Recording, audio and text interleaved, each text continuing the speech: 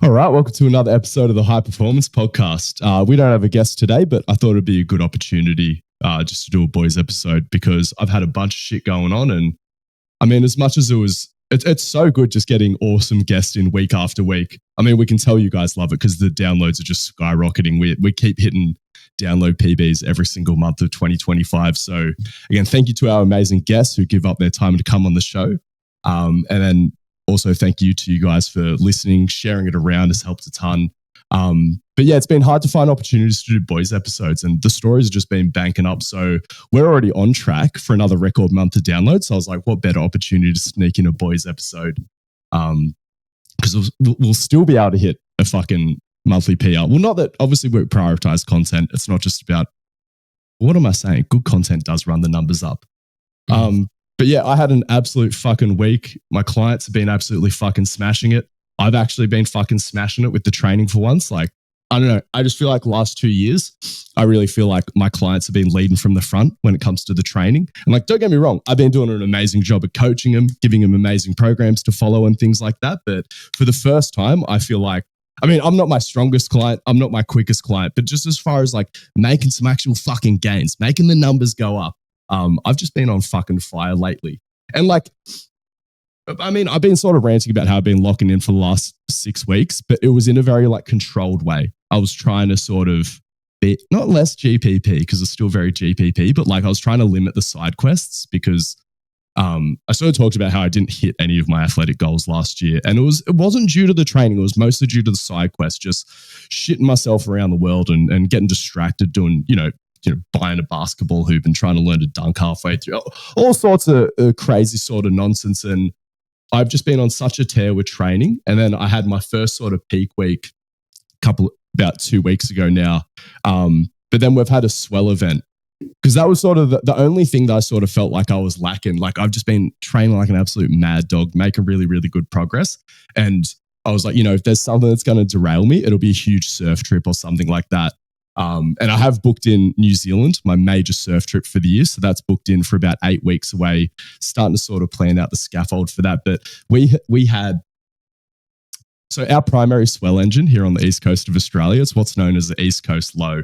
And they sort of come up from the Antarctica, sneak up between Tasmania and New Zealand and just push these huge southeasterly swells that like travel. They're huge swells and they come from a pretty long way away. That's how you get high quality swell, if anyone was sort of wondering. It's like you need a big storm, lots of wind over the water.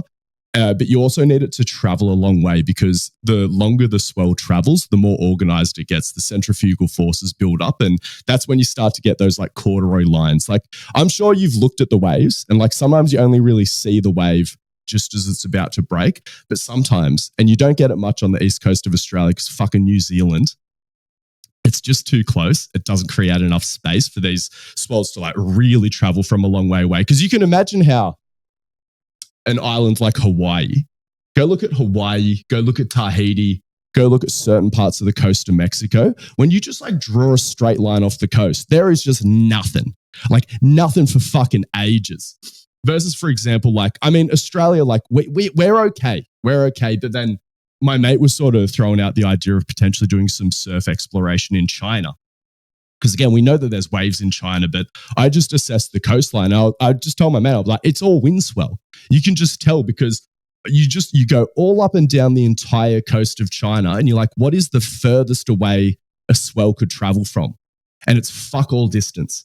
They have so much coastline, but it's just so busy. And there's these bits where you can kind of see like a clear path for maybe a storm and a swell to just like thread this fucking needle from like thousands and thousands of miles away. But realistically, it's just never going to happen on a consistent basis. Anyway, so Australia, like we've got pretty good, we have an amazing coastline. Like Australia, referring to the east coast of Australia, it's very wave rich, but it's mostly due to like the texture of the coastline and just a lot of like the local bathymetry. We do not have 10 out of 10 swell engines, but every now and then it fires at just full capacity. And that's what we're looking at right now. Sorry, it's taken me so long to land the plane on this story. So me and my mate, we about 2 hours north of where I live, we've got the longest left-hander arguably in the Southern Hemisphere, it's a bit of a contentious topic, and it's been on our hit list for a while. And my mate just texted me the night before. He's like, should we fucking try to chase this swell up the coast? And I was like, fuck, training's going really well. Do I want to derail it? And I was like, no, fuck it. Like, this is the GPP life. Like, this is what I signed up for at the end of the day. I want to smash big weights, want to try to run quicker. But at the end of the day, surfing is my main sport. So if I'm running away from that, what's the fucking point of everything? Anyway, so booked our accommodation, left like super late at night the night before, got to our accommodation, got a good night of sleep in and stuff. But I just got my shit pushed in by the ocean. We traveled a couple of hours up the coast, spent money on accommodation, fucking found a way to fit 6 surfboards in the car and literally just paddled around, and the ocean just absolutely thrashed me. And I didn't catch a single fucking wave the entire strike mission. So it just got really humbled, man. Like, and this is a swell event. Like, so many people got amazing waves, and it was a little bit ambitious. Like, the spot that we were trying to surf, it's a little bit notorious for being a bit of a prick of a paddle. So I don't want to say exactly where it is. I mean, it's not that hard to find if you know what you're looking for, but it's essentially in this huge bay, and you need a giant swell to get in there. But just with the structure of it, there's a lot of these sweeping currents, and there's no way, typically at a really long point break, you just walk to the end of it and jump off the rocks. But this thing, the sandbar's sort of floating kind of in the middle of the fucking bay. So when these huge swells just push all over it, it was just like, it's one of those things where you're like, fuck, absolutely pumping. You're like, there's exactly where I want to be. And then you jump into the ocean. You're like, where the fuck am I? Why is the ocean pushing me this way? Where the fuck am I even trying to be right now? So just a humbling experience, but just one of those things where it's like, I don't know. Sometimes you just find out you're not that guy, right? I have this vision in my head that I'm a core lord. It's like swell event comes. I'm just like, where's it going to be fucking pumping? All right, let's drive straight to the pumping waves, and got this vision of like all the waves that you're going to get. But yeah, just on those day of days, you're so focused on like the waves that you're going to get, but you forget all the water that's moving around in between those waves and how fucking hard they can be to get into sometimes. So anyway, motivating at the end of the day. It was just one of those things where it's like, and, you know, because I was worried about how that would affect my lifting this week, but it was just a reminder of how controlled the gym is relative to the chaos of real sport, especially something like surfing, where like sometimes, you know, you make these plans and then Mother Nature's just like, come here, cunt, you're going for a ride. Whereas the barbell, it's like, I decide when I want to go there. I mean, I decide when I want to surf as well, but I decide exactly what weight I want to put on the bar. I take my sets whenever I want to. Whereas the ocean is just like, you just don't know what it's going to toss at you. And even when you're looking at it and you're like, right, I think I understand what's going on here. Sometimes it can just fucking, humble you. Oh, big time. Big time. And like, would you say you've been surfing less, like generally, when your training's been going as well as it has? I gathered some momentum with it over the last couple of weeks, but it's just been small days. It's been small days. I missed most of the Alfred swell, Cyclone Alfred, the last swell event. Right. And that's what really motivated me to attack this one. Like, I got one surf in during Cyclone Alfred, but it was kind of mistimed as well. Yeah. So do you think this was a case of you being a little bit of FOMO? In good surf, yeah. Because going into a paddle like that, I'm definitely not at peak paddle fitness. And this is the thing. I am so happy to go and get spanked on a trip like that if it better prepares me for New Zealand. Sure, yeah. Because New Zealand, we're going middle of winter, like peak swell season for New Zealand, and we just got this giant 4-wheel drive, and we're just going to take our entire quiver of surfboards and just explore the fuck out of that coastline. I mean, we've got a few things sort of earmarked on Google Earth to check out, but it's just going to be a fucking adventure. It's going to be a fun. If you want to have a look at some of the places where we're going, there's an amazing New Zealand surf photographer called Rambo Estrada. His last name starts with an E. It's pretty phonetic. Rambo Estrada. Go have a look at that if you want to see where me and my mate Burnsy are going to be traveling around and surfing for a couple of weeks in July. Hectic. Hectic. But other than that, we're about a month before I head on that surf trip. That'll be push, pull, run. So I think we're like 10 or 11 weeks out from New Zealand surfing road trip. And then we're about 6 or 7 weeks out from push, pull, run is it push pull run 4, push pull run 5? I can't remember which one it is, but semi-annual competition that the boys run down in Melbourne Strength Culture and GPP. Well, both like myself, my clients, but the GPP community as a whole is very competitive at these events. So looking to back up another solid performance. I'm actually hoping to get my first podium at this push-pull run, but I know I'm not going to win it because one of our GPP Level 1 community members is my favorite to take out this push-pull run. Shout out to, it's Jess Tokus, I think. I'm not actually sure how to say his last name, but absolute weapon of a powerlifter. Actually trains under Alex Hayes, friend of the show. Shout out to Hazy. But I'm pretty sure he's qualified for Junior Worlds and Hayes is letting him go down to compete in push-pull run, just get a quick mile sprint in because, I don't know, bench is over 160. I think it might even be like a 170 bencher, 250, maybe even 250 plus deadlifter. Cunt hasn't run a mile in a while, but he's 74 kilos. How slow can it be? You know what I mean? That's sort of what I was saying to him. He was like, what should I do for my running practice? And I was like, fuck. Just show up and grit your teeth. And I think you'll take it out. Yeah, right. So wait, is push-pull run before New Zealand? Yeah, push-pull run, May 31st. So that will be, and shout out to James George. Also, James George, I know works down at Strength Culture, but he actually joined and signed up for GPP Level 1. So is no longer enemy of the state, of the GPP state. Now he is friend of the show. He's part of the GPP community. So now we get to take credit for any of his results at push-pull run as well. We're no longer going head-to-head. It's considered a friendly event now, which we love that. But so there's a little bit of friendly competition. Obviously, I know I'm not going to beat Jess, but I still want to stay on top of James, which I should be able to do for this push-pull run. But then I've started a bit of an online competition as well. So there's always been a little bit of like an unofficial online component of push-pull run. I know Mitch Bruce sort of unofficially won from Perth. He unofficially took out push-pull run with his online entry, which would have been fucking insane. I don't know what his actual numbers are, but he's like a 300 kilo deadlifter, 170, 180 kilo bench presser, and like easily a sub 6 minute mile guy at 90 kilos. Just a fucking machine. He's basically like Aussie hybrid Blaine McConnell is like probably the best way to describe Mitch Bruce. Shout out to him. So wait, are you I decided to call out Alec Blennis, Will Rattel, good move, Tim Riley, Atlas Power Shrugged, Adam Meekins. Called out a bunch of my online mates. Well, obviously Atlas is an online mate. Or I don't know. I'm trying to be friends with him now because I just like being enemies with him didn't get him to compete against me. So I'm like, maybe if I publicly suck him off online, he'll have the balls to compete against me. So like, yeah, I guess for the purpose of this conversation, Atlas is a fucking friend. Hell, he's been on the fucking podcast before. And I want to absolutely destroy that cunt in a hybrid competition because I know he can't run for shit.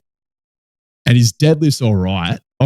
So push-pull runs on a stiff bar. So Atlas is going to lose 20 kilos of his deadlift that he's so fucking proud of. He's really proud of his 600 pounds, 272 kilo deadlift back in the day. But that's not going to do much for you when you're doing a 9-minute mile and you can't bench press for shit. I mean, I sort of relate to that. But like he'll do the whole thing in barefoot shoes, right? He won't do it. I offered to pay the cunt $1,000 and he still won't do it. Angus is so weak. Angus is so dumb. Angus is so not GPP. And I'm like, all right, let's go head to head, cunt. Give you $1,000. He just doesn't want to know about it. Yeah. I just like, we live in a society, guys. Like, come on. What the fuck is that about? Like, if I ever call someone a weak dog and they're like, all right, I'll give you $1,000. Let's have a contest. I feel like you got to give it to them. Or am I just, what? Like, you know how people like, where are the real men at? Like, society's gone too fucking soft. I feel like this is like one of those things, right? Well, is it not the whole like trolley Dylan Dennis thing all over the back? Like, hey, no, and that is it. That is it. Because Atlas knows that it angers me. Yeah, 100%. The what gets to me is like the public perception. People think that cunt's more GPP than me. I can't live with that. But like, it cuts me up inside. It actually does quite a bit. Like I feel a certain, yeah. Fucking hell. It's so funny to me. Oh yeah, I just keep training. I just keep training, just keep putting the work in. Eventually, it'll be fucking obvious that I'm way more of a weapon than he is. But and that's why. You know what it is? Because it's like he keeps talking about how I'm a weak dog. I'm not that fit. I don't know shit about training. And I'm like, well, mate, like I'm a way better coach than you. I'm a way better athlete than you. I'm not way better. I'm just a little bit better. Whereas like I need to level up so there's like a clear difference. Or like, and a lot of the things where I do have a huge gap between me and Atlas, which is basically everything other than the power lifts. It's just harder to share on social media and stuff. But anyway, Right. whatever. We'll see if we can coax that prick into competition, but he'll probably just keep making excuses. But also like keen to go head to head against Alec Blennis, Will Rattel. I'm really keen to see who sort of wins out of Will Rattel and Alec Blennis, because I think a lot of people, you know, they hear that push-pull run's a hybrid competition, but it's actually a lifting competition with a little bit of running thrown in. And like, that's not me dissing push-pull run in any way. It's like, it's a bunch of powerlifters that sort of went on a hybrid kick. So of course it's just a mile run. Like stereotypically, hybrid is like, you know, powerlifting with a marathon run thrown in or something like that. But push-pull run, it's a little bit more of like it's not a sprint, but relatively speaking, it's more sprint hybrid event. And the thing is like, so obviously the lifting is scaled based on body weight, but so is the run.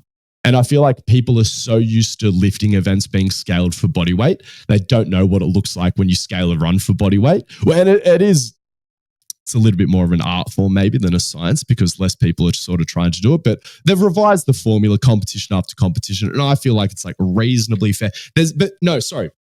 Okay, so being honest with the Briggs score, like the formula that they use to calculate your push-pull run event, it's lifting biased. And like I've raised this as a complaint with Jamie Smith directly. And he was like, yeah, look, mate, we love lifting. You know, it was just that. He was like, it's a lifting community that's getting into running. I was like, yeah, respect. Like, it's your event, and like that, I accepted that explanation of it. But so, with that being said, I think there's a lot of people who would just be like, oh, it's lifting and running. Alec is going to for sure beat Will, but Will is. Well, again, even if you're unfit, I don't think Will is unfit. I think Will's quite fit, like fitter than a lot of people think, especially for someone his size. But he's not going to get punished in a mile run. Like if Will does a 6-minute mile, even at his body weight, if he does a 6-minute 30 mile, that's going to scale amazing. We already know his lifting scales amazing, even with the body weight tax that's going to affect him. Like he's still massively strong for his size. But then again, Alec is very strong. And he's a great runner. But then again, like it is only a mile run and he's not a mile specialist. Alec is the kind of guy where it's like his marathon time is like, that's what's really impressive about Alec. He has a good mile time just because he is such a good runner and such a fit guy. But like there's no special. I should trying to think about what he was saying on the podcast, what he got up to in high school. He was doing a little bit of middle distance, but I still think it was like more 5K, 10K. I was going to say, it seems to me, and obviously this is me knowing shag all about anything really, I feel like they should just make it a 3 mile. And that kind of makes it just way more hybrid straight off the bat, right? I mean, I would like that because it would push me up the ladder in some ways. But I don't want to do a 3 mile. I'd rather just get through the mile, you know? Yeah, but actually, this is a good question. So I don't know if these things are related, but generally, if you're like if you're like a lifter kind of person rather than a runner, are you more likely to be able to go like say like quicker over a mile, or are you going to be more likely to keep a lower pace over 3 miles? Did that make sense? Like what will lifting gear you more towards? It does. No, it's the shorter. You just want less of it. Yeah. You'll just blow up more and more.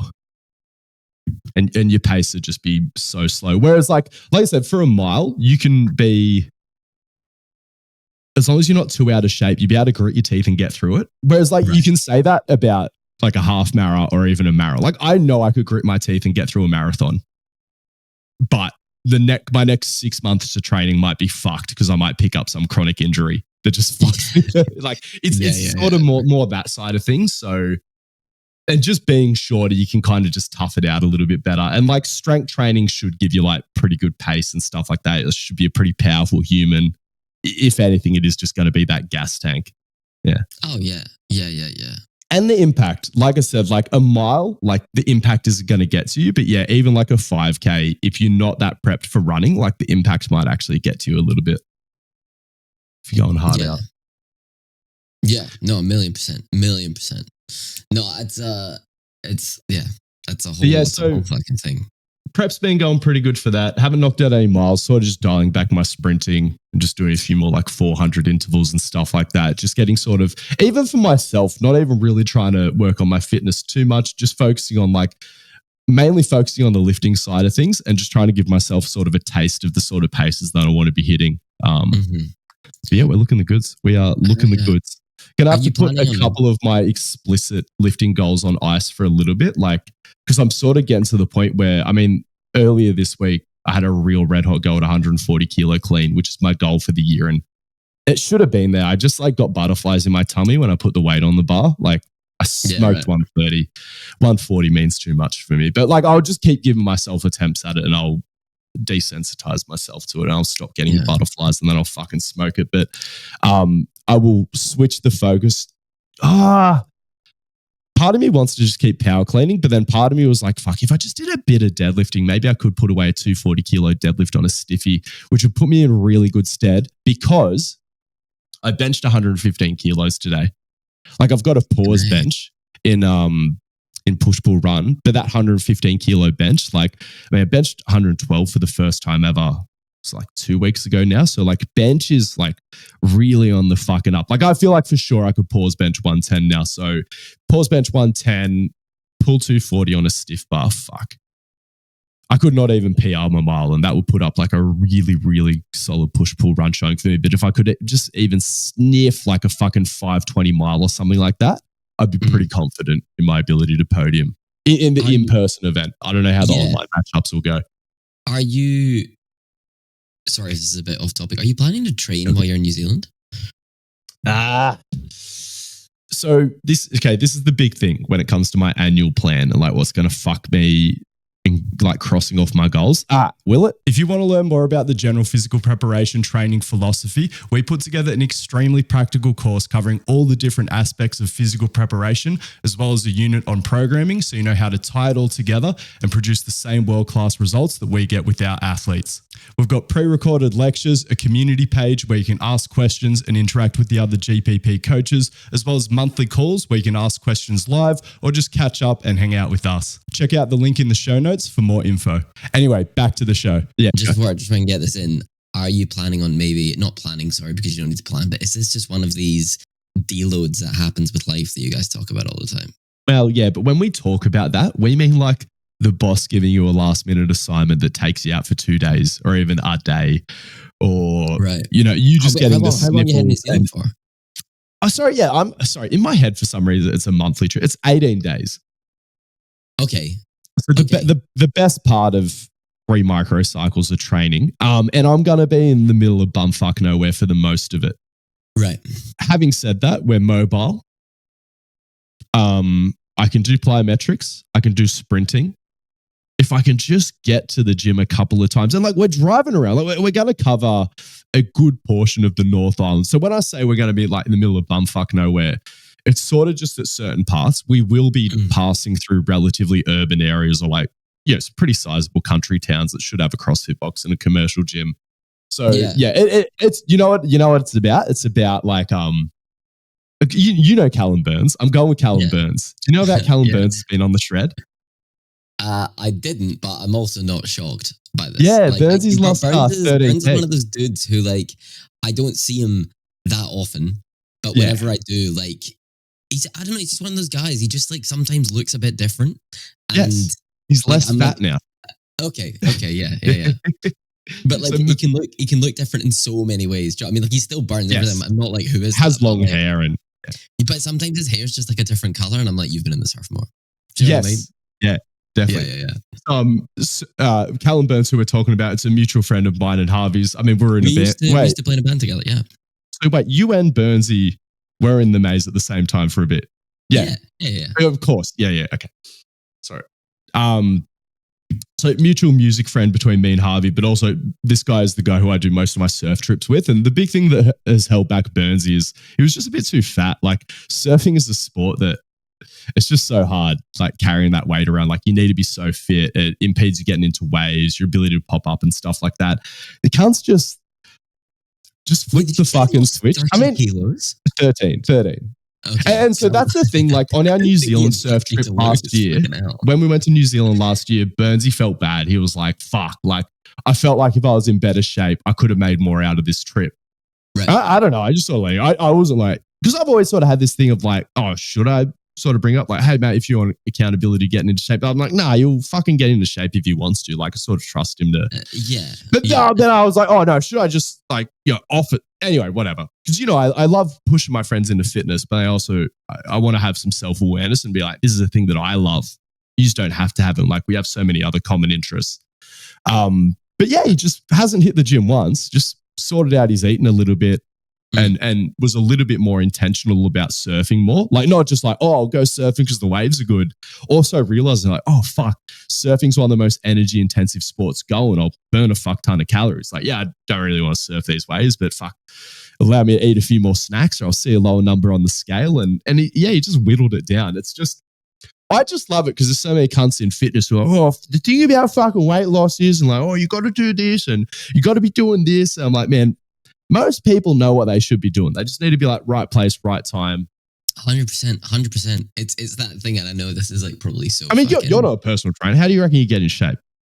Well, I was literally gonna say this. Like, this is kind of like so dumb, but like every now and then, my dad, like, someone will be having some discussion about losing weight or else, and my dad will just be like, "If you want to lose weight, it's not that hard. Eat less, exercise more." I'm constantly just like, yep, that'll do it. I know a lot of people have mixed opinions on James Smith, PT, but he's always put it pretty succinctly. He's like, if your dog was overweight and it needed to lose weight, like, what would you do? You like feed it less, walk it more. Whereas that maybe like with humans, it's just like, we're like, oh no, like, there's something else going on. Yeah. And like, obviously, like, yeah, like dogs I don't have compassion for overweight people as well. Like if you're over, you're stoked about, I don't give a fuck. I'm stoked for you. I understand that it's hard even knowing what to do. Like, no one's saying that there's not challenges to being good to yourself. Like, I've been going through those things publicly. Like, I've publicly declared that if I looked at myself from a third person perspective, could I honestly say I take amazing care of myself or even good care of myself? I could say that in the last month, but up until that point, definitely couldn't say that. No, big time.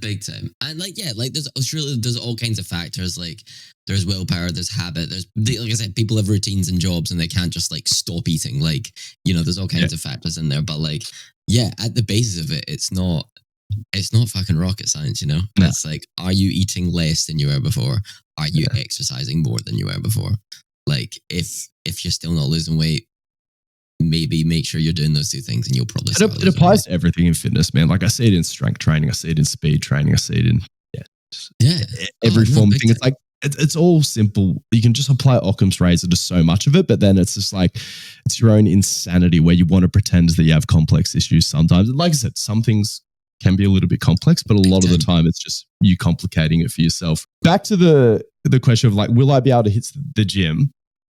I think like the biggest barrier is like, me and Burnsy will have our plans of like, oh, right, here's what the swell's doing. This is where we want to be by the end of the day. And then like, do I want to be like, hey, like, can we maybe deviate for like half an hour to an hour off our path to get to this gym? Can you fart us around for a little bit while I lift some weights? Or like, I think Burnsy wants to lift some weights as well, because we sort of had a chat about that. If you did a bit of lifting, you'd probably respond to it really well. So maybe that...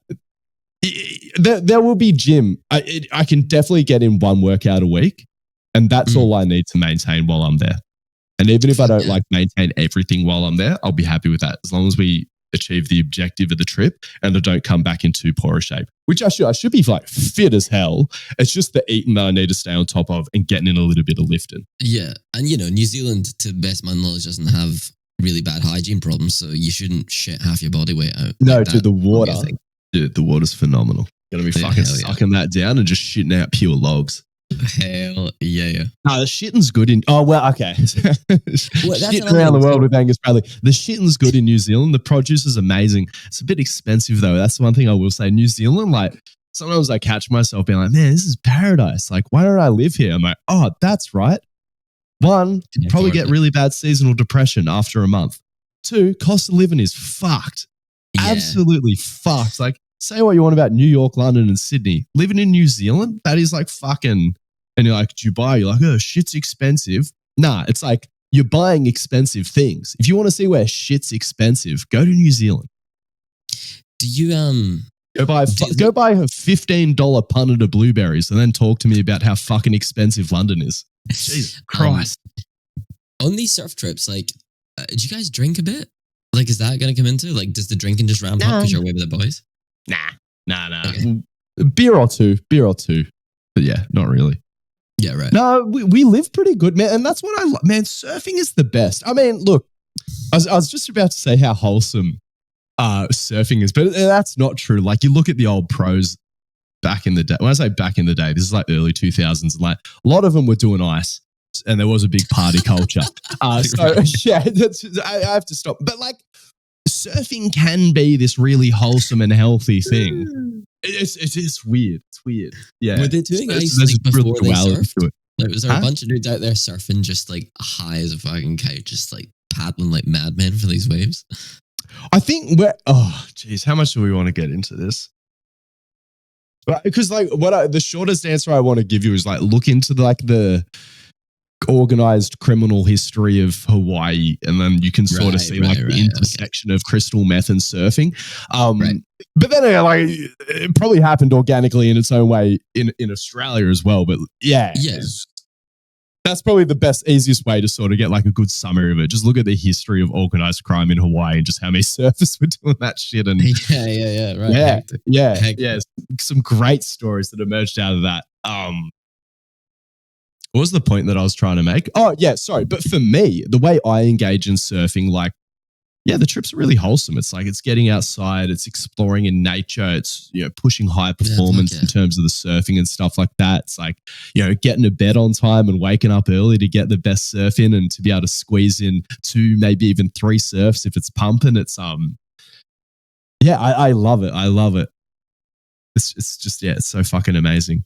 Because you know what made me realize, like my last girlfriend, I got her into lifting weights. And I remember one time after the gym, she's like, I never had anything in my life that was like just mega healthy and mega fun that I could like just, you know, smash with my mates like that. And I'm like, fuck, I'm so blessed. Like lifting weights with my mates, surfing with my mates, even back in the day. Like music wasn't so wholesome. Like that probably encouraged me to get on the piss a little bit more. But like it can be like really wholesome and stuff like that. Like music could be a thing that just forms connection and is an excuse to travel and stuff like that. So, and surfing just is one of those things for me. It enhances my life so much. Like, fucking doubt. No fucking doubt. Like I always think, even when it spanks me, like on the weekend, like I just can't help but be grateful. It's like my greatest teacher, greatest like enjoyer of life. It's Yeah, like I'm constantly like so jealous of like surfers in that like, and I was saying to someone the other day, like I don't know any other sport where you will like see like there's dudes who religiously get up at like 4 or 5 a.m. and run to the fucking ocean, like, and it's not even a second thought about like, oh, let's maybe not surf today. Like that's what they do every fucking day, and they're so like it makes them so zen. Obviously, not all of them. But like some of the zenest dudes I know are like those guys that just like have gotten up at that time every fucking day for however many years and go surfing. And like, that's their life, you know? Like as cringe as it is whenever, was it Ocean Earth? Used to have that surfing is my religion thing. I was like, no, there's a bunch of dudes around here who it is. No, it's like, super cringe, but very true. Like all cliches, like it's just like a big seed of truth in it. Yeah. Yeah, it's fucking crazy. And that's what it is. It's like when people who don't surf meet like an actual surfer, because there's a lot of people, it's like, it's cool to have surfing as a part of your identity. Like if you surf once on a holiday, you're like, a bit of a surfer. Yeah. But when you meet a surfer, you'll know because like they'll just describe the things that they do to get waves. And like some of the things that you just find yourself doing, just like making up excuses to get work off back in the day, like fucking off school or something that. Or like just the treks that you go on, just the places that you sort of crawl through and the situations that you put yourself in, all just for that feeling of like transcendence. Like, because that's what like, man, just like, it is a holy experience. Being, I mean, and because that's the pinnacle. That's what everyone's, and they're right. It's like, the barrel is like, yeah, it's just such an intimate and weird experience. And because it is just being inside a wave. Like it's not deeper than that, but it fucking feels like it at the time. Because it is just like Nothing slows down time like that. Nothing. And nothing creates that, like where everything else goes away. Because I get that. Like I get it in lifting sometimes, and I get it. Any sort of thing that you're really enjoying it brings you into the moment. But surfing is like a whole nother level of that, in a way where it just makes the other forms of it seem almost irrelevant. So yeah, hopefully we get a lot of that up in fucking New Zealand, sharing the stoke as well. That's hectic. That's fucking hectic. Anyway, enough about me. Is it time to get into the Q1 sports wrap up? Q3, what the fuck am I talking about? Yeah, it was sort of just, we're almost through the first third of the year now, but we'll sort of wrap up. Actually, yeah, let's just call it third one, because when I actually think about the dates, a lot of these events that I want to talk about didn't actually fall in the first quarter of the year. But we're going to just talk about it like that because it has been a massive couple of weeks of sport, especially from the Aussie perspective. So for international listeners, strap in while I glaze some Aussie athletes. Hell yeah. What are we getting into first? I think we should cover the elephant. No, I can't. We'll save the best for last. We'll save the Volkanovski glaze for last. That's dessert for me. But let's warm up with some glaze for our Aussie male sprinters. Our female sprinters are doing amazing. I can't actually remember her name, but we had a female break the under 16 or under 17 100-meter national record. So very exciting sprinting prospect. Shout out to Brie Rizzo. Is this her first season competing as Brie Rizzo? Formerly Brie Masters was a maiden name. Obviously married to friend of the show, Matt Rizzo, fellow stall gift winner, which that's actually being run this weekend as well. So, whatever. We won't cover those results for a while. But yeah, Australian track is just fucking going off. Our male and female sprinters, but then also our throwers as well. Matt Denny, he threw a second longest discus throw ever. And that is so the world record got beat. Alekna, what's his last name? Mikolas Alekna. I don't know which one's his first name or which one's his last name, but he's the world record holder. I think he broke the world record at the Olympics, or maybe it was just before the Paris Olympics. And then Matty Denny, he has been closing in on some historic discus performances. He's had the Australian record for a while, but I know Matt Denny, shout out to Matt Denny, friend of the show, has been on the podcast. Absolute fucking legend. Matt Denny is someone who was good as an Oceania discus athlete and an Oceania level thrower, but I even, as a proud Australian, never really sort of looked at him as the elite of the fucking elite generational discus throwing talents. But he just kept getting better. Yeah. Just kept getting better. He's just adding a meter to his fucking PB every fucking season. And yeah, through 74-30, 74-28 or something like that.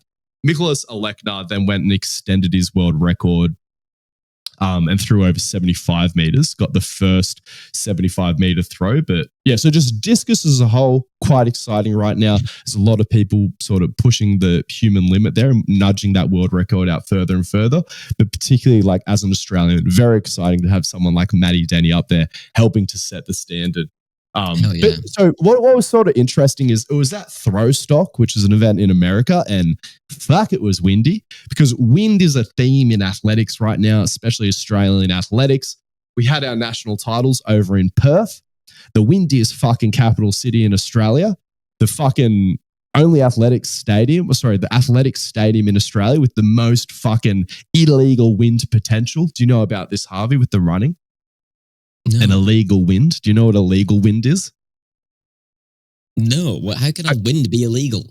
Well, okay, no, but this is pretty obvious once it's pointed out, right? Because people are pretty good at running quick, so everyone's pretty close together, so you need to be pretty precise with your measuring. You know, they go down to 2 or even 3 decimal places, doing photo finishes. But if you're going to have comparable world records, you can't have someone with a 10-meter, gale force wind at their back, 10 meter a second. I don't even know if that's technically gale force, but right. These lats spread your way down the track, get blown down there. No, fair enough. I was reading that really stupidly. I was like, how can you raise the wind? You're allowed to have up to a 2 meter a second tailwind. Anything more than that, and it's considered an illegal wind. And it means that the race results are valid, but we just don't consider anything for a record especially international record. I mean, I'm assuming national records as well. And at Perth, it's just like all of our guys were in like historic shape. Right. But every single fucking race had an illegal wind. And it's just like, why these events, like we only get one a year. Can we just have it where there's not going to be illegal wins, especially we're in this good a shape? We had so many. Gout ran 2 sub-10s, both illegal wins. He ran a fucking great 19. What was it? 19.5, 19. Oh, fuck, was it 19? I can't actually remember what Gout ran, but fucking filthy time in the 19s, illegal wind. We had an amazing final.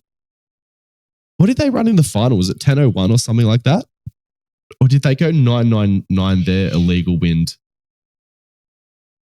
I'm a bit discombobulated. I can't remember if... I'm pretty sure Lockie Kennedy got in a illegal wind sub-10 as well. Yeah, right. Shout out to another friend of the show, fucking Rowan Browning. I didn't think Rowan Browning was done, but I thought we were entering the Lockie Kennedy and the Gout era. I mean, it's really interesting right now in Australian sprinting. So Rowan Browning, the flying mullet. He was the Australian star of the Tokyo Olympics, and he was everyone was, it was like, he ran a 10:01, he ran 10:03, he ran a illegal in Wollongong, actually, sub-10, I believe. Again, we get a lot of wind in the gong. We don't have big grandstands down at the local track, so you get a lot of illegal wins. It is what it is. Yeah, right. But Rowan Browning he just had a tough Olympiad. I mean, it's easier said than done running sub-10. And he's just been fighting that battle. You know what I mean? He's been running good times, but I was so emotionally invested in the idea of Rowan Browning running a sub-10 somewhere between Tokyo and Paris, but it just didn't happen. And then all of a sudden, you've got Gout, right? He comes on the scene running these ridiculous times. Sort of looks like this inevitable thing in sprinting. Like people just see the frame, and even casuals are just like, they can see it, right? You can see the potential in him, but it's like, hold your horses, because we've got sprinters in their fucking prime. Not even talking about Rowan Browning. We've got this Lockie Kennedy guy. Sorry, before we even get into that, Australian men's 4x100 recently set the national record, so looking fucking good. Rowan Browning wasn't in that. Gout wasn't in that. Lockie Kennedy was the only guy of this sort of crop that I've mentioned in that. The GPP group program is the best deal in strength and conditioning. For less than $1 a day, you get access to my programming, as well as access to me through a group chat where you can reach out, ask questions, or have a form check. You can even get a week for free before you commit to it. Check out the show notes for more info. The name of the WA schoolgirl who broke that record was Leah O'Brien. Thank you. So keep that name in the back of your mind, because maybe not this Olympics, but next Olympics. I mean, who knows with the way these athletes. She ran 11.14. It's pretty fucking quick. And it was 16 or 17? Because the 17. And it was because the record was set 57 years ago by Raylene Boyle. Yeah, I mean, about time. The 68 Olympics in Mexico City. So that's a long fucking time. Okay, that would have been, I think high altitude is a little bit favorable for sprints. I could be wrong. Anyway, but I digress. So Lockie Kennedy caused a little bit of a stir at the start of the year. He ran a world lead in the outdoor 60 meters. Outdoor 60 meters, if you're a Yank, might freak you out a little bit. You're like, wait, they're running 60 meters outdoors these days? And that is because Australia doesn't have many indoor tracks. So we don't really have an indoor track culture. But then we want our athletes to be able to perform and qualify and be relevant at the Indoor World Championships. And boy, did Lockie Kennedy make himself relevant at the Indoor Championships. The 60-meter sprint is a marquee event for the Indoor World Championships, and Lockie Kennedy got a second. I mean, he hit the world lead. Shout out to Simbini, who took out the 60-meter indoor title this year.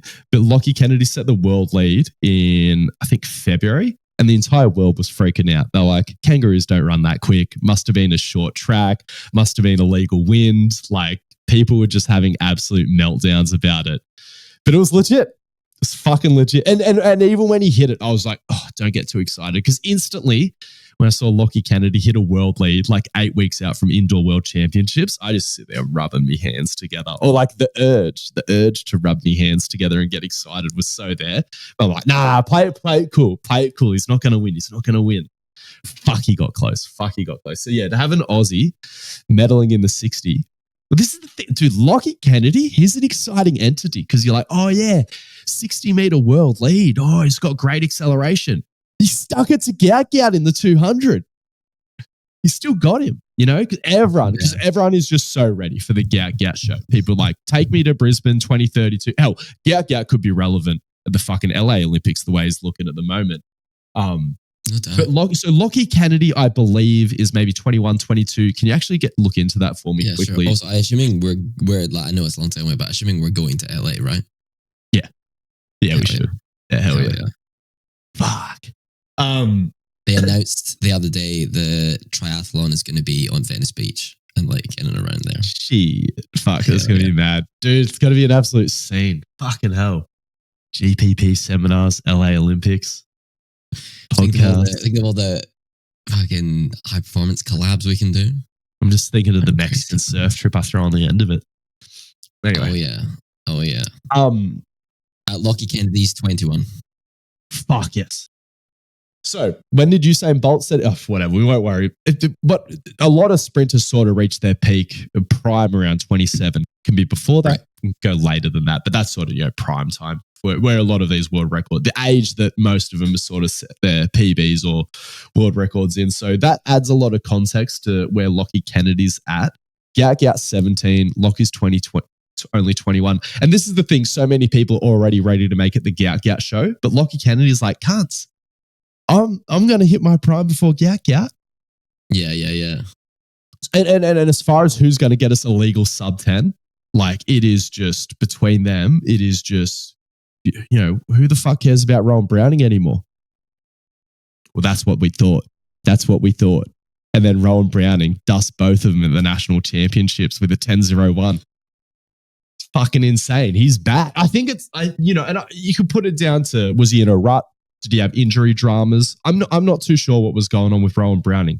Hell, maybe training was going fine. Like I said, it's fucking hard to run sub 10.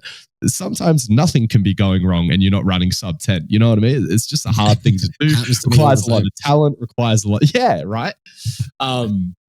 But yeah, Rowan Browning's like, mate, I'm still fucking here. How old's Rowan Browning? And this is the thing. Rowan Browning, maybe part of why I wrote him off. He is over 27. I'm pretty sure. Is Rowan Browning maybe even 30 now? He is. Come on. He's 27. Wow. But he's born on the 31st of December. So, like, he's got a long time. Yeah, okay. Wow. Oh, come on. Give us a podium at Worlds in the 4x1. Come on, boys. Come on. And then at the Olympics. This is what I'm saying. I'm like, I think we're arriving. I'm arriving. Can you hear the excitement in my voice? Fucking name. Anyway, is that all I have to talk about the track and field recently? I think that's sort of the most of it. So shout out to Rowan Browning, reminding everyone that he is still currently the father of Australian male sprinting. But also shout out to Lockie Kennedy, shout out to Gout because they are just absolutely phenomenal talents. And yeah, just for everyone who's excited about Gout, pay some attention to Lockie Kennedy because he's probably going to do some things before Gout gets the chance. But then again, if Gout did establish him as the number one male Australian sprinter over the next year, like I don't think anyone will be completely shocked by that, but wouldn't count those chickens before they hatch either. And one other thing I want to emphasize, like to not be mowed down by Gout in the back end of that 200, like Lockie is, he is a very talented athlete as well. I can't wait to see what we do. I am going to make a hot take.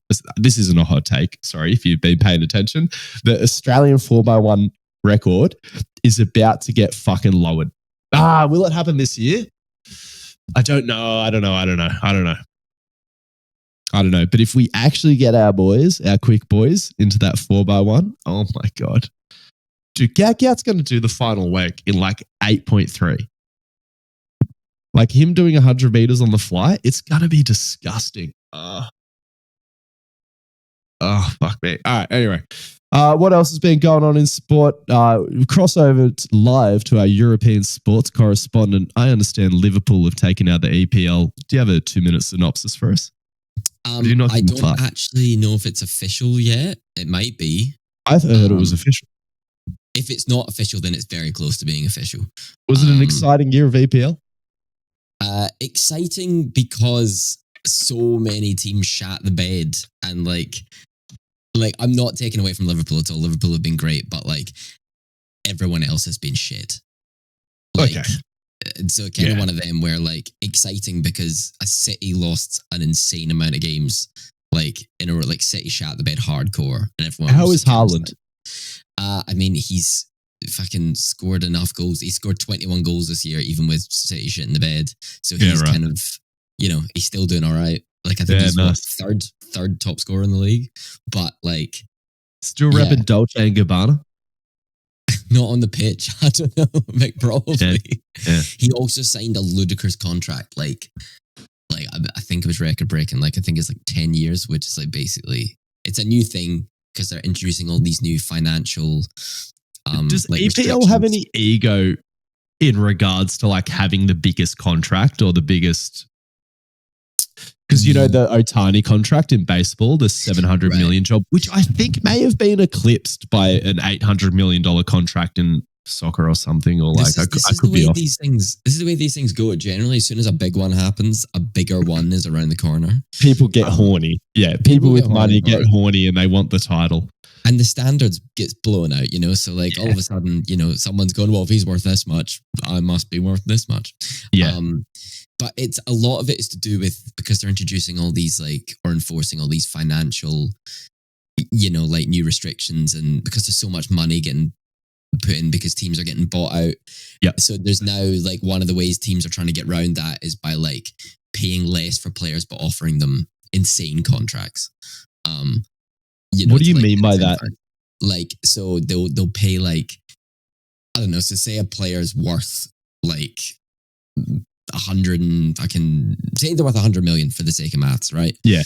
If a team can only spend X amount of million in a transfer window because of financial restrictions, instead of blowing all their money on like one guy, they'll like maybe say pay like 70 or 80 million even for them, but be like, we'll give you a 10-year contract with X amount of money in it.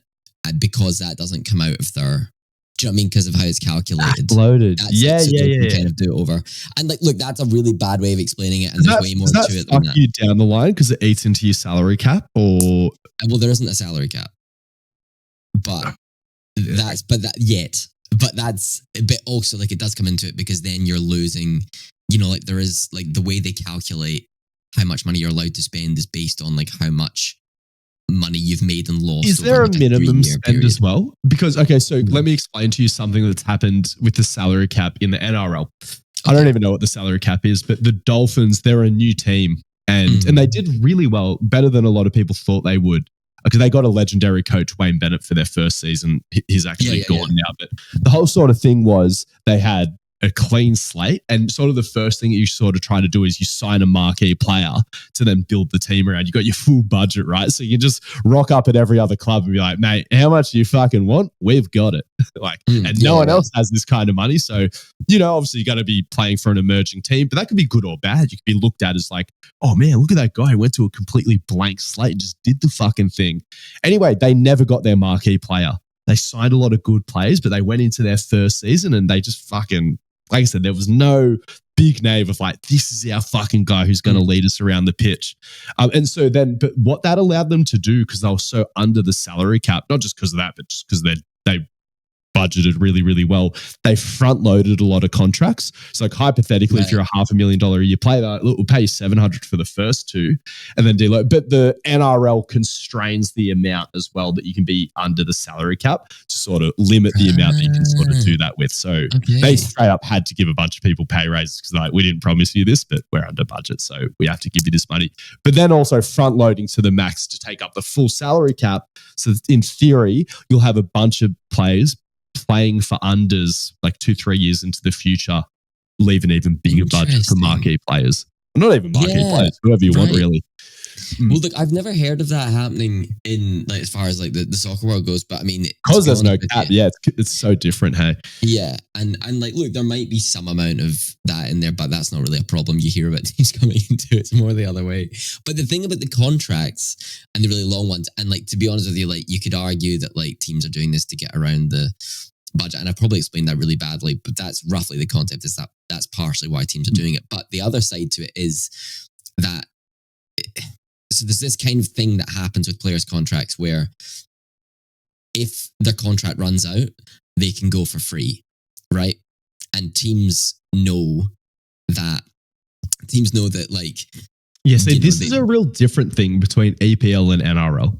Sorry, yeah. So teams know that if once your contract's out, you're a free agent, right? You can do what you want, and you don't have to, like Liverpool don't have to agree on the fee to Real Madrid. You can just fucking. Is this a failure essentially when you let a marquee player go to free agency because you lost an opportunity to make transfer money off them? Is what you're saying, right? That's the whole debate. But what happens is about a year out from their contract ending, teams also know that their contract will be up in about a year. So say Real Madrid are less likely to shell out 100 million on a guy they could bide their time for and get for free in 12 months. So there is almost this impetus on, if you're going to do business for players, you got to kind of do it 2 years minimum out, or else you'll get taken to the cleaners a little bit. So partially the reason they've put Haaland on such a big contract, because it'll have a big fucking release clause in there. Guaranteed transfer.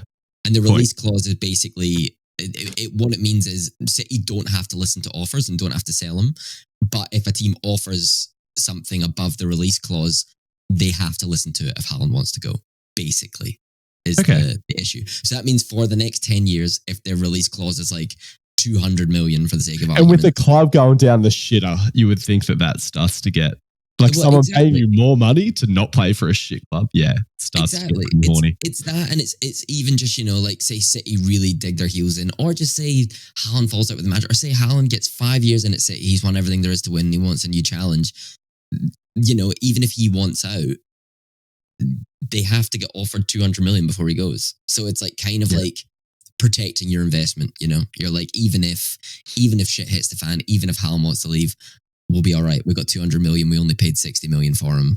And it's kind of like protecting your assets in that way. It's just knowing that if they want out the contract for whatever reason, you're safe financially, And also means he's not gonna have that awkward 1 year left on his contract thing for a long fucking time. So it's smart business. It's just soccer has never seen contracts of this length before. And so the meta is trending like much longer contracts and stuff like that, especially for star players. And no one really knows what it's going to do to the market, because there's a lot of new money. Like Chelsea did this a lot. There's like a lot of new money coming into the game who don't really understand the game and are offering these huge contracts to players who, like with Chelsea's case, are not fucking worth it. Like there's players on a lot of money and a lot of contracts for like 10 years who are going, like, who aren't playing well, so aren't going to get that money anywhere else, and are sitting there like, well, I've got a contract for 8 years at like however many millions a year. I'm going to sit in London and do nothing, or I'm going to sit in London on the bench for Chelsea and be okay. Yeah. So it's a bit of a gamble, but no one knows how the market's going to go like in the next few years with it. And it's interesting. It's a really fucking interesting time for football. It's also a bit cynical because it's all money talk, but it's a wild time. It's a fucking wild time. Because have you paid any attention to the Luka trade in basketball? Because I'm a Lakers fan now, so I paid a bit of attention to that, obviously. No, what's happening there? Like, it's basically the equivalent of like, say Haaland. Imagine they've won a title together already. Imagine if Haaland, because he has other marquee players around him, right? Oh, fucking right, he does. The squad's full. I mean, City have kind of shot the bed a bit and they need to reinvest, but he does. So the Mavs weren't really like that. The Mavs had like one other marquee guy, but Luka was like their guy that they were banking on. Right. Generational fucking talent. He's just turned 25, and he's just about to get his, you get your initial contract, especially when you're like a huge pick out of the draft like that. He was getting paid pretty good from day one, but he's just eligible for like his max fucking big contract with the Mavs. He took him to the grand final last year, right, and they just flicked him because he was a bit chubby. And it's just like, Like, what do you care about? Like him being chubby or winning games, you know? Like, how chubby was he? chubby enough to break scoring records. I don't know. Like, it's just, it's fully just like everyone understands the issue with a chubby player, right? The issue would be that they don't score as many points or they're not on the field or like they're always getting hurt. But he's just a chubby guy just draining hoops, you know? So, like, what's your fucking problem? Is it one of those ones where like... So this might have been the thing where like, because there's a lot of clips of like him having a beer after the game sort of thing, like being an Eastern European. And you just see the manager take it off him and Luke is just like, you know, he's done his job. He's sort of gone out, worked hard for the fucking team. And this is the guy as well, like, is he Slovenian or Slovakian? I think it's Slovenian. Man, you know, going out to, Dallas, like living in Dallas, like that was a huge transition for him going from living in Europe, but the town really adopted him. Like it was sort of thought of that he was the franchise player. Like there's people like burning Mavs jerseys. You know what I mean? Because they're like, he took us. We just didn't win the finals, right? Like did everything but actually get a chip. And then just fucking go into the LA Lakers. It's like going to, and this is the thing, like imagine that Haaland wasn't at Man City. He was at fucking, you know, some team in the fucking sticks. I mean, Dallas aren't exactly out in the fucking sticks, but then going to LA Lakers, which is, you know, your Man City, or actually going to your Chelsea or your fucking like Liverpool or something like that. So now you got Luka and LeBron. I mean, their whole roster is like fucking amazing. Really, really solid. Austin Reeves and a couple of other guys.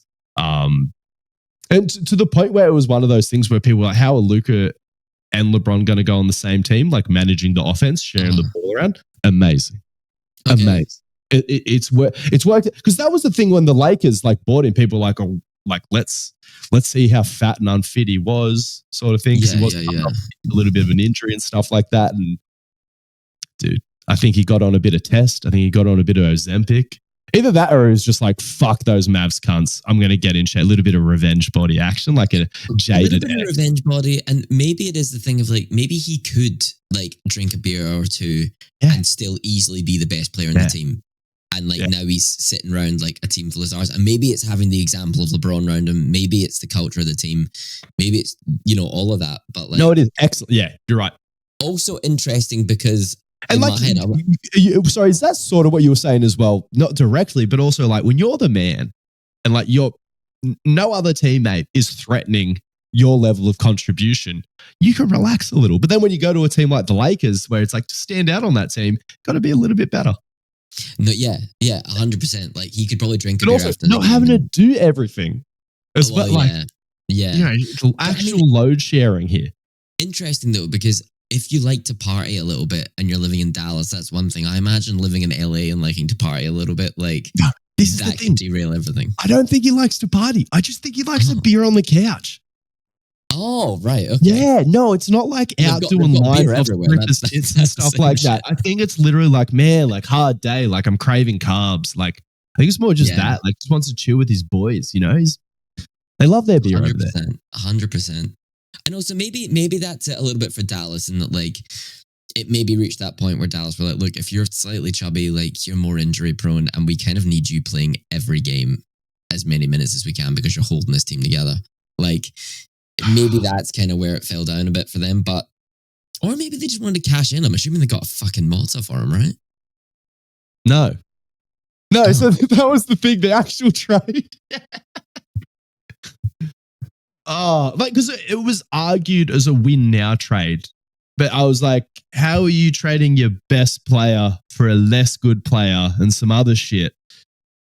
And it's win now. It's like win now was just like the best assumption you could have made out of it. Like, but it's like, but I don't know if Kyrie can put a team on his back like Luka can. Like, it's kind of like they were just, because Kyrie's kind of older, 5, 6, 7 years older. Like, and he's like in his third. Oh, fuck.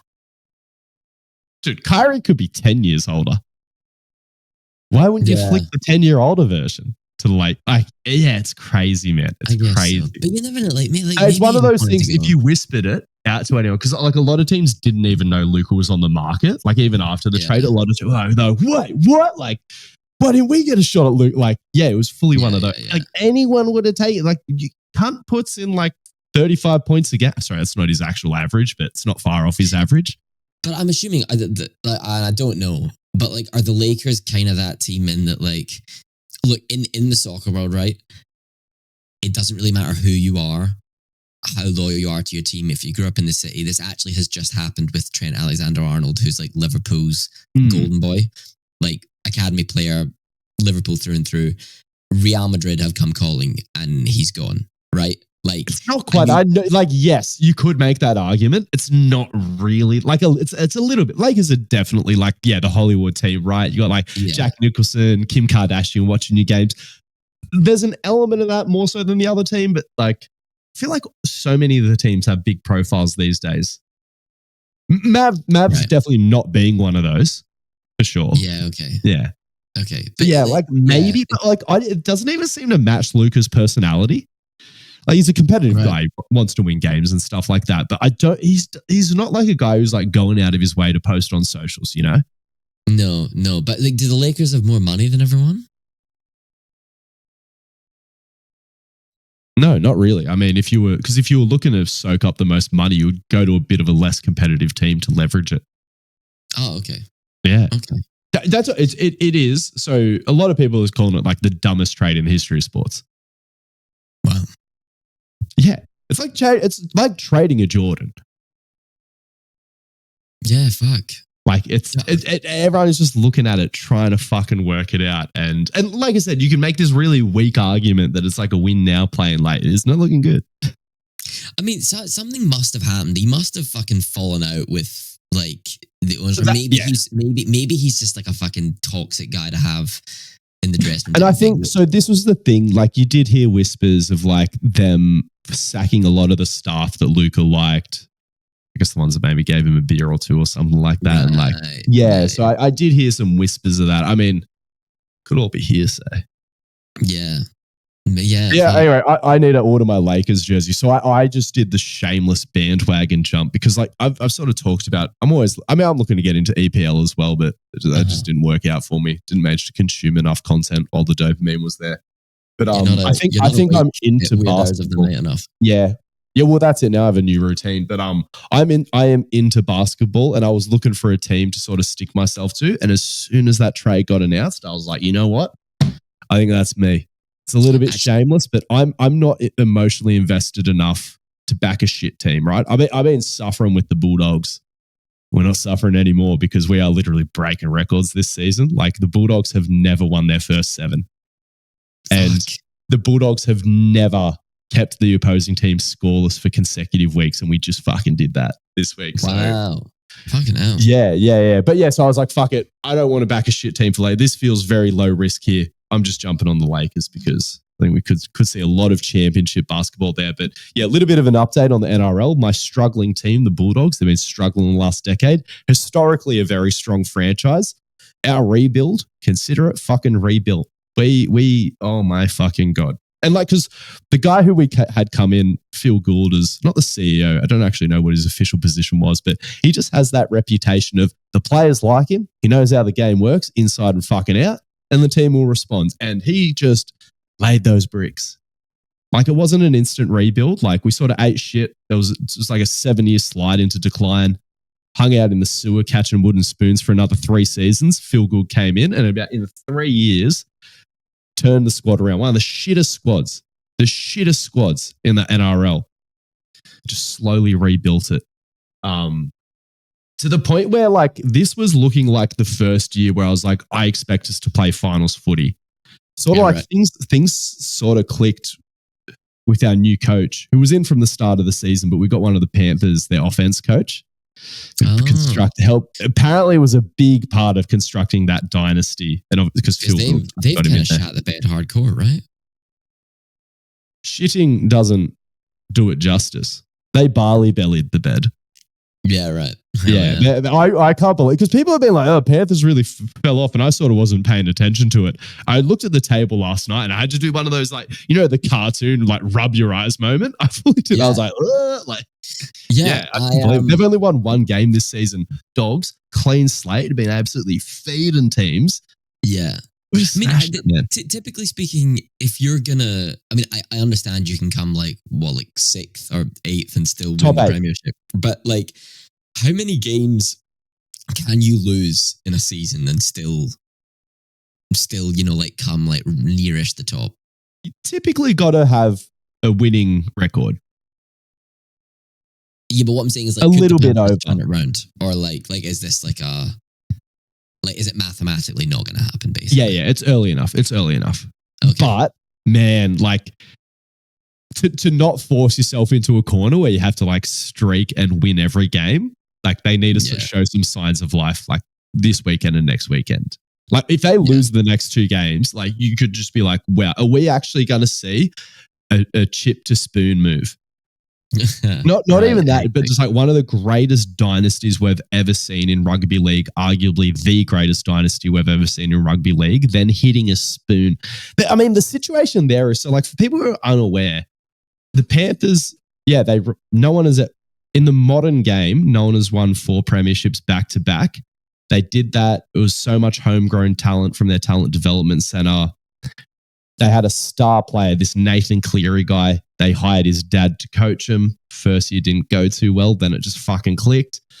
Turns out Nathan has a brother called Jet. He's just come of age. He'll be playing for him in a couple of years. He's just doing his debut year up at the New Zealand Warriors. Sorting out contracts, sorting out budgets and things like that. But so this is the interesting thing where like, yes, we're potentially seeing this team win 4 in a row. And like they did lose some players over the season, but then they've still got the most of their spine of their team, right? And then go get a spoon. But like they could reload in a season. You know what I mean? I think they're just going through a funk or trying to work something out. There's something missing from last year that they couldn't replace. But I just think there's also the potential where they could just hit a streak again and just do another 3 out of nowhere. Because, you got Nathan Cleary halfback, which essentially, for Americans, that's the quarterback of your team, like the key playmaker. And then the second of that is like your 5'8". Think of that as like quarterback number 2. Well, that's what Nathan Cleary's brother is. Apparently, almost as good. Yeah, it's like fucking... Hell yeah. We'll go crazy again, but hopefully not for the Bulldogs' sake. Because, we're looking the goods. We're a young squad. Are we the young? That's the other thing about the Bulldogs. Not only are we top of the table, I think last year at least, we had the youngest squad on the pitch. Maybe not this year. There might be 1 or 2 younger teams, but it's a very young squad as well. Talent right.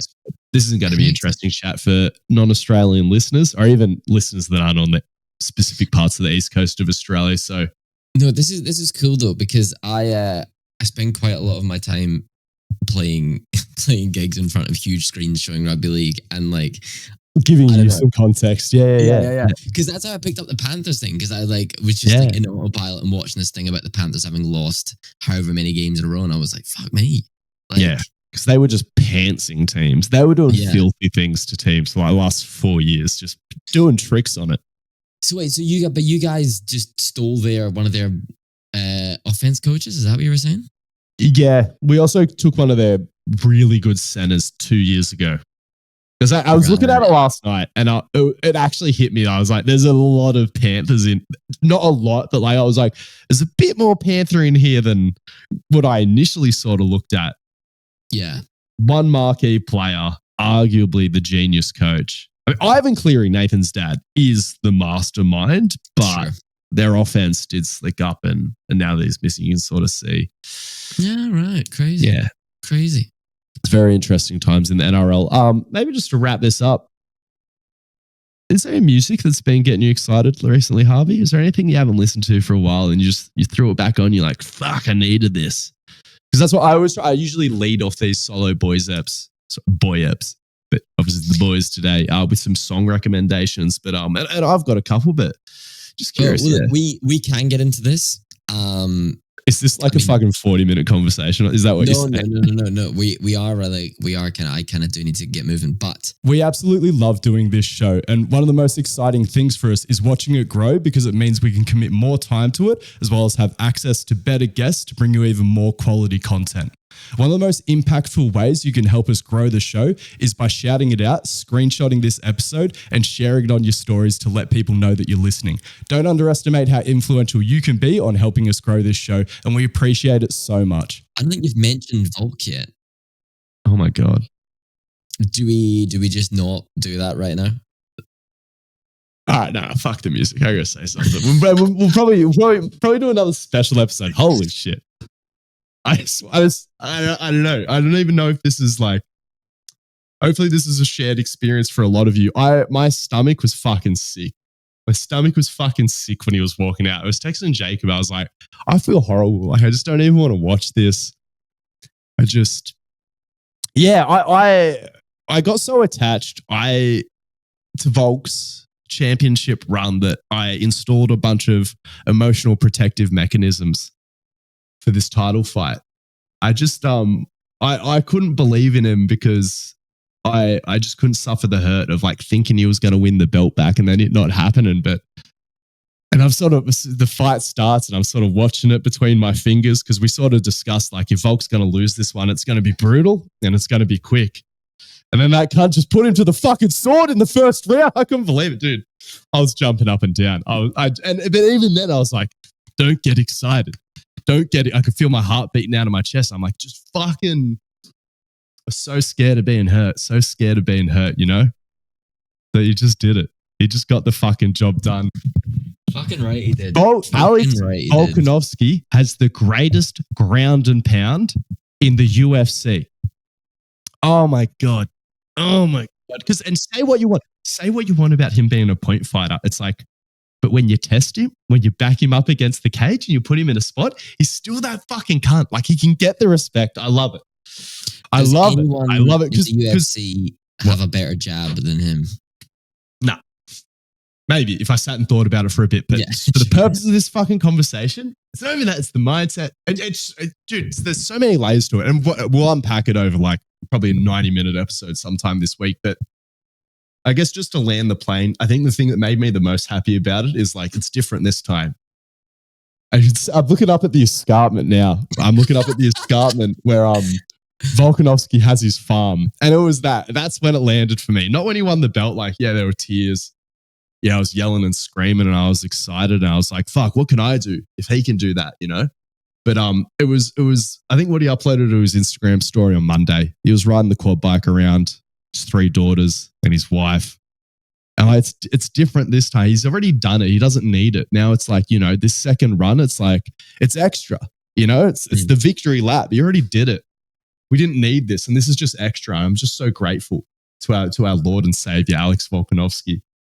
Totally. There's no satire in any of this. I love that cunt. So yeah, we'll leave that there. Thank you. This episode is dedicated to Alex Volkanovski, dedicated to everyone else who just hung along for the ride and just witnessed greatness. The only thing that could make him better would be if he comes on the pod at this stage. He doesn't owe us that. He's done enough. No, he doesn't owe us anything. I just want him on the pod. Yeah. I just hope he knows how much he means to us. Sorry, one other thing, because it doesn't get said enough. He is one of he's the greatest Australian combat athlete of all time. He is also one of the most inspirational Australian figures we've ever had on the international stage. And yeah, I'm just so grateful that he exists. Big time. No, I think it's a funny one because I think the natural skeptic in me, and this might be, you know, historically supporting teams that don't do very well at things. You know, I am Scottish. That's been a heartbreaking, you know, however fucking long. Not recently, actually. Recently really pulled it together and John McGinn is my favorite person on planet Earth. But, like, it's been painful. And I feel like naturally I kind of detach from things like this because I'm like, well, we're going to lose and I'm not even going to fucking bother. And I just, not doubting Volk, I just thought the way it had gone over the last few fights, I was didn't look good. The optics weren't good. Even Volk was saying it. He was like, mate, if you don't think I'm going to win, I get it. I saw it too. Totally. The optics weren't good. And I just think you can look at so many previous UFC people who I was like, nah, like, you know, they'll come back. Even fucking Adesanya. I was kind of surprised at his fall off. Like, he fell off. He got beaten by Pereira. He came back. He fell off again. Like, just, I think it's difficult. I think once you lose that belt, and especially I think if you lose a couple back to back and in the way he did, like, you know, I just think that's something not many people come back from. And I'm not holding that against them. I think there's many reasons why they don't, and I think it's fucking fair enough. No, I was just going to say that I felt like Lopez was also primed Yeah. to be the kind of guy that takes off him. Because you think about his psychology going into it, he would have been like, I can fucking do anything. And then Volk was just like, no, you can't. No, you fucking can't. Volk's not old. Like he's still got fucking great years in him. But like, no, it doesn't. It doesn't make sense. I'm sorry. There's the key point here as well. So they've relaxed drug testing. I reckon that cunt ran the cycle of his fucking life. I think we're back. I think we're so back. Yeah, dude. I think he just took a reasonable amount of time off. He took a reasonable amount of therapeutic testosterone and was like, "Hey, boys, fucking age is just a number. You fucking cunts. Fucking cop this." Who knows? Who fucking knows? But either way, I just felt it was kind of written in the stars that he was going to lose this one, and like for no other reason than you could just see it happening. You know, you could see the story, you could see it all, and like you know what? I'd also have been a little bit happy for Diego Lopez. I'd have been like, you know, I'd have been like, you're a young, hungry dude. You've been coming in here. You've been really exciting. You've been smoking everyone. You got a title shot kind of quick, and fucking you took advantage of it. You know, but he didn't, and Volk fucking pulled it out the bag, and you know. The only thing I'm more excited about is where's he going next? Who's fighting him next? How does this whole thing play out? Evloev. We got to get Evloev. We got to get Evloev. But like, I don't know, without wanting to get into it too much, I feel like, do you reckon Ilya shits the bed a couple times up there and comes back down? Do we have that rematch? How much time do you have? Are you trying to get me into? Are you trying to push this out to a 2-hour episode, or do you have to fucking go? Really not. I have two gigs. We'll recap this week. We'll do a bonus. So keep an eye out. We haven't done a fucking UFC episode for a while. Maybe we'll try to throw some other sport in there. I want to bring sports shows back a little bit. Kind of want to have weekly bit of a boys catch up, talk about the wide world of sport sort of thing. So we'll see how we go with that. But yeah, that's all for now. Actually, just a quick song recommendation to send them out. Bro, I have been listening to the whole album Blue Planet Eyes by The Preachers. They're doing a reunion tour. Yeah. Harvey, we need to get tickets. They're playing the Unibar soon. They are playing the Unibar. They're also playing the State Theatre in Sydney, which I've never been to before, and it's a bit of like that's like pretty much next to QVB. Do you know the one? We will reconvene. I know what you're talking about. I'm keen. Anyway, other tracks I have been listening to inspire the masses. Inspire myself, but I hope you guys get inspired by listening to them as well. Body Snatchers by Radiohead. Excellent song. I mean, In Rainbows is the name. I mean, okay. I mean, I kind of forgot Radiohead existed, I'll be honest. And then I remembered, and I was like, ooh, yeah. All My Friends by LCD Sound System. Great track. Bound 2 by Kanye West. I know, he's controversial, but fuck, the tracks, man. I'm telling you, the tracks. Do you have a training playlist that like the listeners can get in on? You're hearing it. Yeah, but people could subscribe. Yeah, I thought about it, but sometimes I don't want to bare my soul. That's just that one. Okay. There's some every now and then there's just some heinous shit I can't admit to in here. I'm still really judgmental about what people listen to. And then therefore I have to protect my own. All right, that's enough for now. Give us a track. Give us one fucking track, and not from a band that you play in. And then you can shout out a band you play in. Wait, like what I've been listening to recently, or something to get you pumped up? What are we talking? No, some just piece of music that you found inspiring, or that hit extra hard recently. It can be emotional. Yeah, okay. I'm gonna go mad softy on everyone then. So, do you know who Lucy Dacus is? Mm-mm. I'm gonna assume no. Basically, have you ever heard of Boy Genius? That band? Yeah.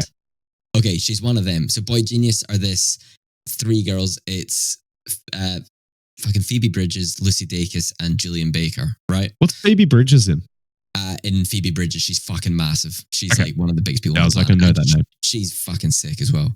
But anyway, Lucy Dacus is one of them, and it's just put this album out, and basically it came out like around the time or maybe slightly after that she is now in a relationship with one of the other girls in the band whose name I just said, Julian Baker. She's in a relationship with her, but basically this whole album seems to be about like wildly being in love with someone you kind of can't be, or being in love with someone and them not knowing. And the whole thing is like, the lyrics are like, I put this on, I was driving to Sydney, I put it on, and fucking track 2, I was just like, oh my fucking God. Like, was like breathing heavy. It was Oh, really? fucked up. Okay. Dude, this album is like, there's moments in it where she just like so blunt. What's the genre? It's like soft as it fucking gets. It's Yeah, like, I'm gonna have I to be don't in the know right how to describe it. headspace. It's Dude, gonna be like this will be you like might be. Continuum by John Mayer, where you get a text from me in the middle of the night, some odd hour, like in like 6 months, where you're like, it finally clicked for me. Dude, there's like, I mean, the whole album's fucked up, but there's a track in it, like, there's one called Big Deal, which is like the second track, which really had me. But then there's one, I can't remember what it's called. It might be, it's one in the middle anyway. She just describes this scene where like they're all kind of stoned and playing GTA, and she's like shoving popcorn in her mouth to stop her saying her thoughts out loud. Anyway, she just fucking, it sounds silly, but like she just says things in this album and she paints the scene so fucking well. And it fucked me up. I highly recommend it. Probably not training to, because you might just be weeping. But if you want to weep, put that on. I do. No, I want to feel things. Sorry, I just got distracted. I wanted to do a live reaction to whether or not my client clean and jerked 190. Shout out to Dylan. He missed it. Did he make? He must have missed the clean. He would probably make the jerk. Let's see. Oh, Dylan. Let's see what happened on this one. A little bit of, maybe a little bit mental. How'd he go with 180? Yeah, see, he needs to get a little bit better with his timing. He just needs more exposure to heavy singles. He hasn't had many weeks of like exposure, real top end on clean and jerk.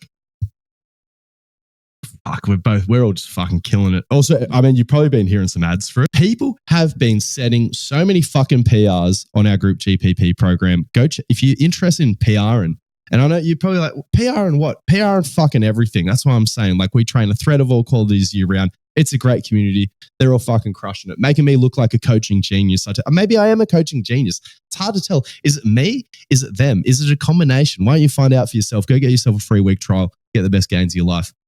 I'll see you next week. I might see you in a few days. Hell yeah. Links in the show notes. Yes. Check it out.